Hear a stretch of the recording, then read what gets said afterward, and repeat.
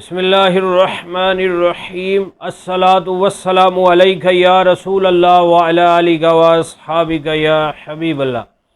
معزز ناظرین و سامعین، ذوالحج کا مبارک مہینہ ہے، مبارک دن اور مقدس راتیں ہیں، قربانی قریب ہے۔ خوش دلی کے ساتھ ہمیں قربانی کرنی چاہیے۔ قربانی کے جانور کے ہر بال کے بدلے نیکیاں ملتی ہیں۔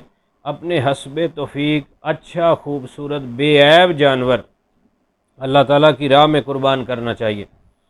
تو آج ہم ایک بہت ہی اہم مسئلہ سیکھنے کی کوشش کرتے ہیں کہ بعض اوقات جانور کا سینگ ٹوٹ جاتا ہے، یا بعض بڑے جانوروں کے سینگ بڑے بڑے ہوتے ہیں اور وہ مڑنے کے بعد جانور کے سر کے اندر دوبارہ لگنے کا اندیشہ ہوتا ہے اور لوگ آگے سے اس کو تھوڑا کاٹ دیتے ہیں۔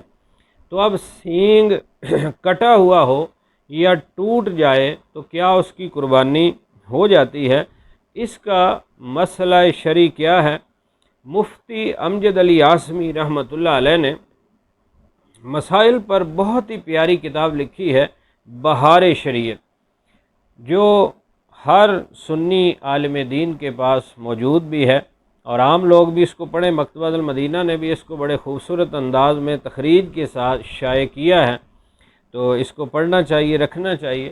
تو اس بہار شریعت کتاب کے اندر مفتی امجد علی اعظمی رحمۃ اللہ علیہ آپ سینگ کے حوالے سے مسئلہ بیان فرماتے ہیں کہ سینگ اگر جانور کا جڑ سے ٹوٹ گیا ہے، بالکل جڑ سے نکل گیا ہے اور زخم بن گیا ہے، تو پھر اس جانور کی قربانی نہیں ہوگی۔